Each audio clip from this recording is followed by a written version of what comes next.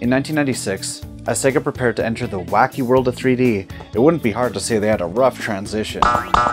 With the failed release of the Sega Saturn, Sonic was in a brand new hell that most gamers couldn't even imagine. He became an extremist.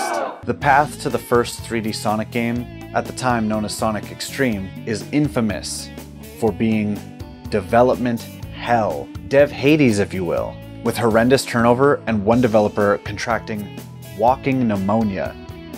I didn't know that shit could move. Another developer was so ill he was told he had 6 months to live. Wow. He lived, but wow. The story goes a lot deeper than that, and if you'd like a deeper dive from ya boy, similar to the Bubsy video we just made a couple months back, leave a comment down below. Maybe I'll take some time to make a Sonic X-TREME video. But today, this title was actually a footnote in the grand scheme of what I'm about to drop on you right now. Because of course, you've heard the story of the game. But have you really heard the story? Because I didn't until like a year ago when I got this at like a flea market. This is Sonic X-TREME, the novel. What I have in my hand here is the only true release of Sonic X-TREME, a children's storybook that was made to correlate with the release of the actual game. Though the game had been publicly delayed, behind the scenes it was actually cancelled. Thus, in 1997, Sonic X-TREME, the book. I got my hands on it at a little collector's convention in my hometown here for I think a whopping $2, so we take those. It beats the $3.50 US price or the $4.95 Canadian price of 1997. It's a win. The cover I thought was pretty striking. The neon colored line art really does give extreme vibes. I don't know what little baby Eggman's doing over there, but... Look at how small you are! Alright guys, come on. Somebody speak up. Who said his belt to Mini instead of Wumbo again? Check out Sonic's new look. It looks the same to me. He has a backpack, I guess? I don't know. This is the back. The back reads, Sonic X-TREME. Bunny Rabbit is in danger. The SWAT bots have captured Bunny, and the only way Sonic can save her is to beat the evil Dr. Robotnik in an extreme sports contest. Sonic knows he's better than Robotnik at bungee jumping, rock climbing, and surfing, but Robotnik has some dirty tricks up his sleeve. Can Sonic free Bunny, or will Robotnik crush the freedom fighters forever? I don't see what extreme sports have to do with it, but hey, you know, if they want a good sparring match, all the power to them. But I don't know, I think Sonic can free Bunny. Realistically, there's only one way to find out. It's time to speedrun Sonic X-TREME.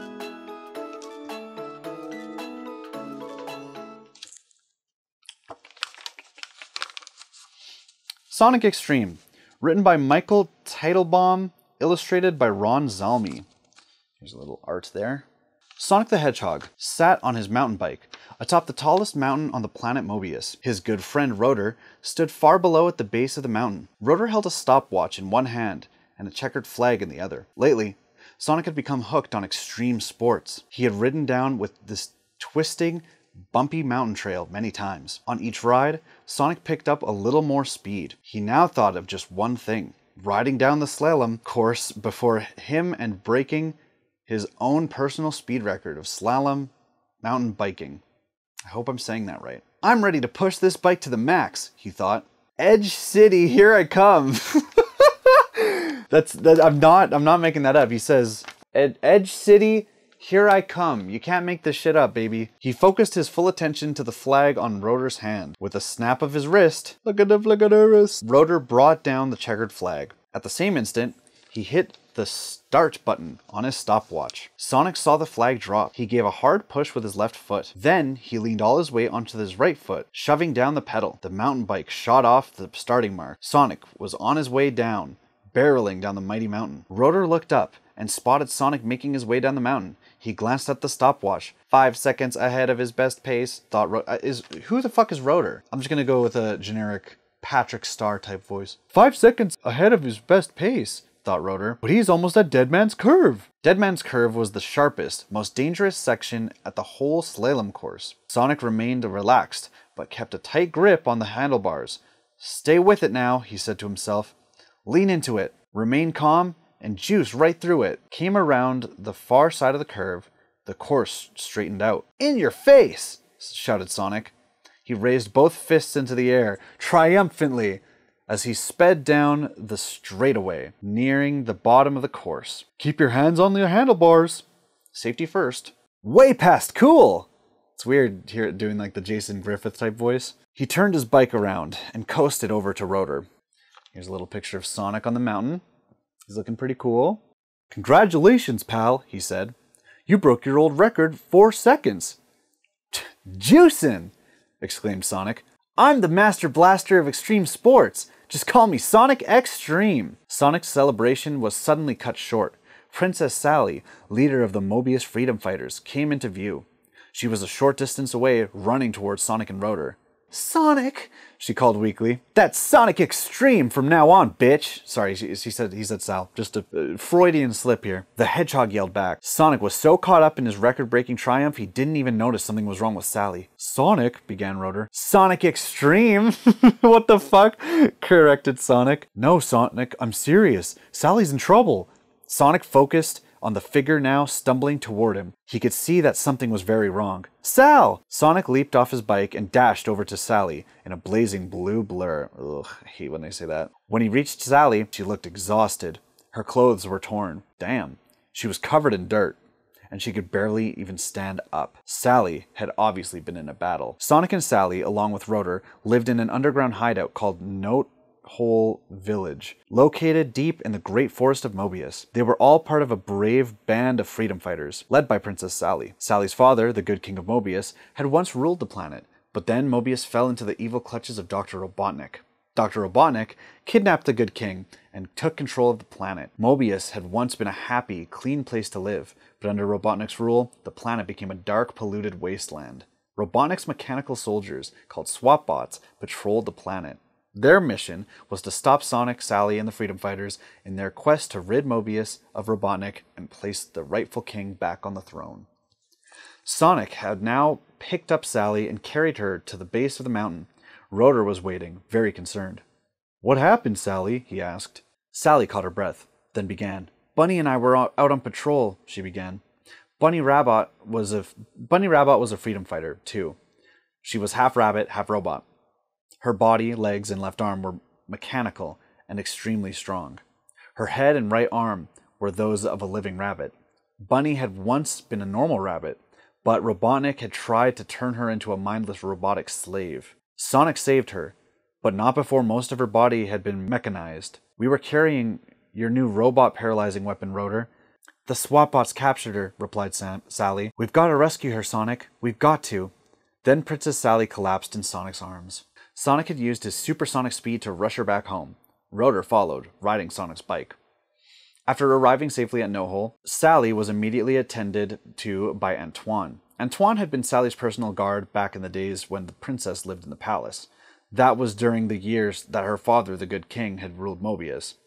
Antoine was now a freedom fighter, but remained Sally's loyal servant and protector. He had cleaned her up and was pressing a cool cloth to her forehead when she opened her eyes. So good of you to join us, Your Highness. Oh, I'm home, Sally said weakly. She raised herself up onto her elbows. Bunny, she exclaimed. We've got to get Bunny.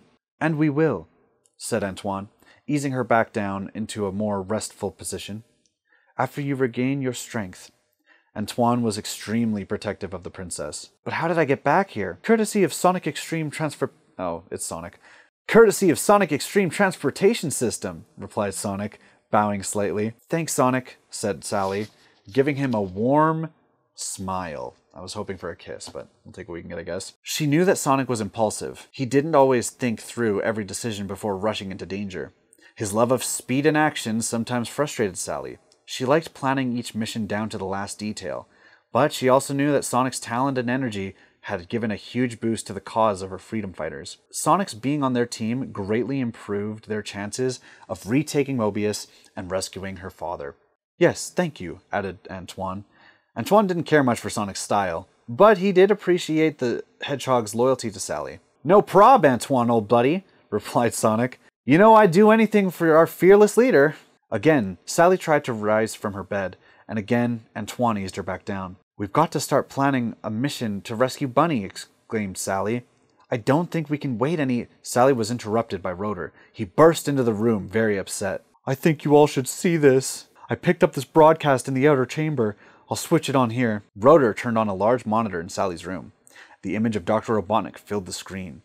Everyone in the room gasped.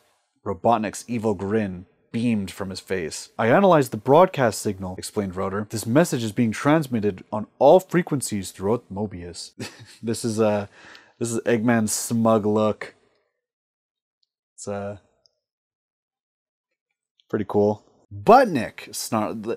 You got to do the Jaleel White impression with like all these, but it's funnier doing the Jason Griffith. Butnick, snarled Sonic. What does he want? I think Sonic, replied Rotor. That he wants you. Quiet, everyone, said Sally. She lifted herself up onto her elbows again. Let's listen. This is a personal message from old and dear friend, Sonic the Hedgehog, Robotnik began. Sonic's eyes narrowed as he stared at Robotnik's image. You're no friend of mine, Oh, sorry, that's Sonic saying that. You're no friend of mine, creep, Sonic shouted at the screen. I understand that Sonic has become quite good at extreme sports. I like the Sonic Adventure 2 voice. Robotnik continued. I've heard that he's broken all the existing records on Mobius. Very impressive for a hedgehog. Well, Sonic, old pal, I am here to issue you a challenge. I challenge you to a one-on-one competition of extreme sports games. You see, you may be good, hedgehog, but I am better. If it happens on Mobius, then I am the best at it. Jesus. Whatever it may be, I'll prove that to you if you are brave enough to accept my challenge. I'd kick his Robotnik all over the place, snapped Sonic. But why should I even bother breaking a sweat against the likes of him? It would be no contest. There's no way I'd agree to play against him. I'm sure, Sonic, that you will agree to this contest. But if for some reason you don't, I've got something special to pique your interest. Your friend and fellow traitor, Bunny Rabot. Yeah, he says it wrong. It's a good bit. Is now my prisoner. If you do not agree to this competition, you will never see her again. I am, however, a fair fellow. If you beat me in this contest, Sonic, I will release Bunny Rabot. I'm sure you'll consider my terms fair. Oh, by the way, Robotnik went on, I'm not holding your friend at my fortress, as you might expect. She is safely tucked away in a secret location. Don't think you can avoid this contest by attempting one of your feeble rescues. You cannot free her, because you don't know where she is. Ah! A sneer crossed Robotnik's face. I give you 24 hours to decide. I will be waiting for you at the Northern Cliffs, the site of our first little contest. My trusted assistant Snively will accompany me. He will act as referee and scorekeeper to prove that I have only the highest sportsmanship ideals in mind. I will allow you to bring a scorekeeper of your own. However, know this. If you are not at the Northern Cliffs by 10 o'clock tomorrow morning, you will never see Bunny Rabbit again. Have a nice day. The screen went blank. The freedom fighters looked at each other in stunned silence. A few minutes before 10 o'clock, Sonic and Antoine arrived at the top of the Northern Cliffs. Large, craggy mountains extended in all directions. Looking over the edge of the cliffs, Sonic could see a sheer drop down to the sea. The cliff seemed to disappear into the water below. Come on, Butnick, muttered Sonic. He tapped his foot impatiently. This was your idea. Don't keep me waiting. Why, I wouldn't think of it, said a voice from behind Sonic and Antoine. Sonic spun around and saw Robotnik glaring at him with an evil grin. Robotnik towered over Sonic. He was quite large and shaped like a beach ball. Stubby arms and legs stuck out from the top and bottom of his round body. So good of you to make it, Hedgehog, said Robotnik. Though I left you little choice. Are you prepared to be humbled? I will take my rightful place as Extreme Sports Champion of Mobius. In your dreams, Butnick, replied Sonic. Let's get these games going. It's time to juice. Next to Robotnik stood his assistant Snively. Snively was about half the size of Robotnik. He had a long nose. His few remaining strands of hair stuck out from his head in all directions. I will act as referee, said Snively, representing the powerful and benevolent ruler of Mobius, the all-seeing, all-knowing, the great and brilliant. I think we've heard enough, interrupted Antoine. Allow him to finish, ordered Robotnik. He could never get enough praise. As I was saying, continued Snively, the great and brilliant and ever so good-looking Dr. Robotnik, that I want to suck his fucking cock. It's my turn, I suppose, said Antoine. Very well. I will act as referee representing the extremely fast, extremely impulsive, often reckless, and way past cool Sonic the Hedgehog. Thanks a lot, buddy, Robotnik and Sonic started to stretch and warm up. Snively and Antoine discussed the rules of the competition. They decided that the two foes would compete in 5 extreme events: bungee jumping, rock climbing, slam dunking, one-on-one soccer, and surfing. They really had to go to like a cliffside to do this shit? Where the fuck are you finding a basketball hoop? I will flip a coin to determine who goes first, said Snively. Pulling a coin from his pocket, Snively flipped the coin high into the air, then yelled, "Heads!" He caught the coin in his right hand, then slapped it onto the top of his left. "Heads it is," he proclaimed, removing his hand from the coin. The smiling face of Dr. Robotnik gleamed up from the surface of the coin. What Sonic and Antoine didn't know was that this particular coin had Robotnik's head on both sides. Bungee jumping was first. The 2 referees attached a long bungee cord to a rock formation that jutted from the top of the cliff. They tied the other end of the cord around Robotnik's feet. Each contestant would leap up from the cliff. Bungee cord would stop him several feet above the ocean that raged at the bottom of the cliff. The competitor, who bounced up and down the greatest number of times, would win the event. Robotnik's winning this, dude. That man is going to fucking bounce, dog. Anyway. Robotnik stood at the edge of the rock formation. "Ready?" asked Snively. "Ready," replied Robotnik. Then he leaped from the cliff. Robotnik's huge body fell like a stone. The bungee cord reached its full length. Robotnik kept falling. Sorry, it's just funny sight in my mind. That's hilarious. Okay. I thought it just snapped or something. Like he just dies. I'd go crazy. The end. The cord snapped back. Robotnik soared up toward the cliff. "One," shouted a soaking wet Robotnik. Don't want to have that visual in my head again. Again he fell toward the water, and again he splashed into the sea. "Two," he muttered, with much less enthusiasm. Robotnik bounced one more time, but was barely able to say 3. Following his third bounce, he dangled from the bungee cord like an exhausted fish on a line. Snively pulled him back up, no easy feat, and dragged him on to the safety of the cliff. "Are you all right, sir?" asked a concerned Snively. Robotnik opened his mouth to reply, and a fish flopped out. It wriggled along the ground at the edge of the cliff, then hurled itself back into the sea. "I'm fine," gasped Robotnik. He was exhausted after just one event. What the fuck was this guy thinking, dude? You ain't playing no sports, you fucking big nigga. "I counted 3 bounces for Robotnik," said Antoine. He jotted the number down on a sheet of paper. Sonic tied the rope around his ankles and prepared for this jump. "You're going to need a bigger piece of paper than that to record my jumps, Antoine," joked Sonic. "Ready?" asked Antoine. "Way past ready." He then leaped from the cliff. Suddenly, Snively pointed and shouted, "Look, it's the princess!" Antoine spun around instantly. "The princess? Where?" he asked, looking out at the horizon. At the precise moment that Antoine glanced away, Robotnik pulled out a knife and cut Sonic's bungee cord. What a psycho! Sonic plunged toward the ocean. Reminder that Sonic can't swim. The sliced bungee cord trailed away above him. Here's a picture of Robotnik falling to his doom. Admittedly quite funny. The fact that he pulls out a knife is even funnier though. And here is Sonic falling to his death. Pray for him. "I don't see anyone," said Antoine. "Oops," said Snively. "My mistake. I could have sworn I saw the princess. Must have been a mirage." Antoine turned back and saw that Sonic's bungee cord had been cut. "You tricked me, Snively!" shouted Antoine. "You distracted me so that Robotnik could cheat by cutting the cord when I wasn't looking." "Why, I'm deeply hurt at such an accusation," said Oh, sorry, that's Robotnik. I thought it was Snively. Why, I'm deeply hurt at this accusation," said Robotnik. "You didn't even see me cut the cord, did you?" "No, but," began Antoine. Then he remembered Sonic. The hedgehog revved into a supersonic spin. His legs were a blur. Straining with all his speed, Sonic ran up the falling bungee cord. When he reached the top of the cut piece, he had just enough time to grab the length of cord that dangled from the top of the cliff. Sonic had one piece of the bungee cord in his hand. Then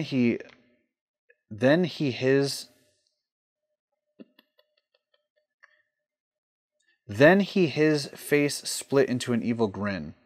Well, here's a picture of Eggman and his evil grin. And that's the I should have set that up for myself and been like, yo, the moment that there's a typo, I'll just end the book. I'm pretty sure there's a typo here. It says, why, whatever could you mean? Then his face split into an evil grin. His. He/his. I'm sure no one else is actually watching this far into the video. I was gonna do the whole book for a bit, but I'm really fucking tired. And this is fucking awful. I see why they canceled it.